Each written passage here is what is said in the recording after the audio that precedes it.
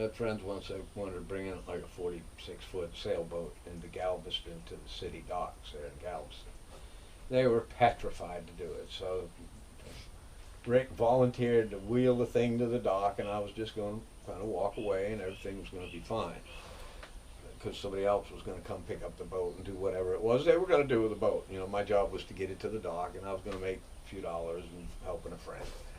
So I did that, and I landed the boat, and everything was fine. I paid for the slip. Everybody was happy. I went and got it. You had to walk up these stairs. There was phone booths under the stairs, and then up there was the parking lot, and it was kind of in an industrial area, fenced in warehouses and compounds, and then the interstate, and then car lots. So you was in a real commercial area. So I got out there when I first got there and called a cab, and I went to eat at a restaurant.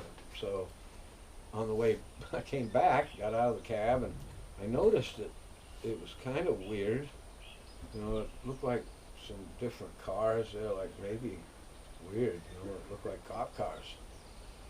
You know, so I said, well, that's weird, undercover, maybe, Texas, I don't know, I wasn't from Texas, so, well, they don't look right.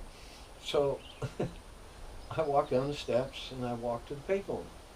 I'm going to call my friend, and then I'm going to go to the boat one more time, and wondering where his people were, and so I knew I was there hours ahead of time, so I got on the phone, and all of a sudden, all these fucking boots come running down the stairs I'm watching, and all these cops run down the fucking ramp to the docks, and right down the dock that the boat's parked on, and ran right to the fucking sailboat. And I said, bro, I said, the cops just raided the boat, man. He goes, well, dude, get out of there. I said, I will. I said, you know, ain't really, I'll get out here in a minute. And that's just what I did. I walked up the steps, and the cops were everywhere. I said, God damn, y'all are awful busy today.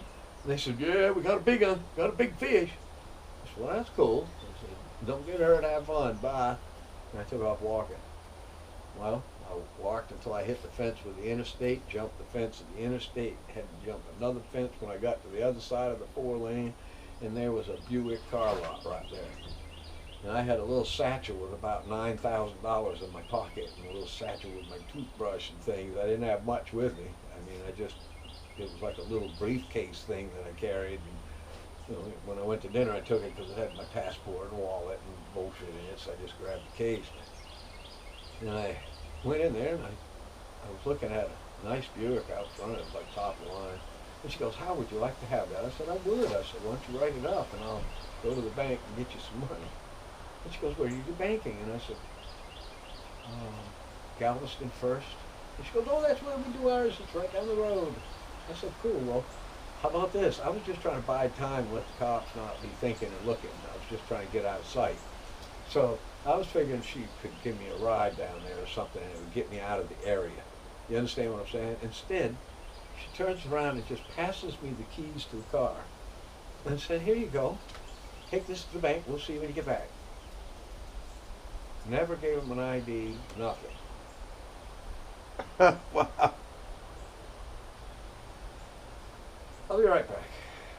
Turning the turn, headed for the interstate, ended up at Dallas. And when I got to Dallas, I found a Buick dealer, and I wiped the car down clean, and I found the end of the little starry ropes they had in the front line of the car dealership, slid the car up at the end of the lot, put the key under the mat, locked it up, and left. Yeah, it didn't take hard to it. I just put 300 and something miles on it. That's all I did. Fuck, it had a dealer tag back then. Couldn't tool. Wow. Yeah, I got to get away from them a few times. That time they gave you a stolen car. Pretty much. I Didn't steal it.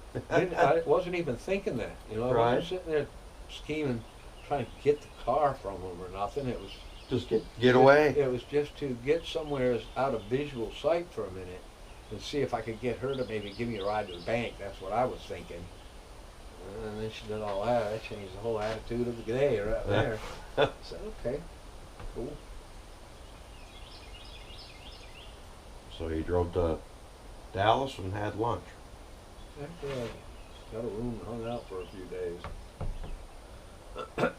What happened to the ball? I got busted. And by how, get this, an off-duty DE agent, from the time I parked the vessel, which was only several hours by the time all this happened, during the time I left to get to eat, an off-duty DEA agent was walking the dock with his son and saw a parrot on the mast of the boat. He had done a year down in Colombia, and he recognized the parrot as a Colombian parrot. So he knew they weren't in Galveston, and that raised his suspicions enough to let him come down and search the vessel. Wow. Mm-hmm. And the parrot was on the boat and climbed up the mast. Wow. Wait, and they didn't even know the parrot was there because it's just hanging out. Some little cubbyhole the whole trip. Huh.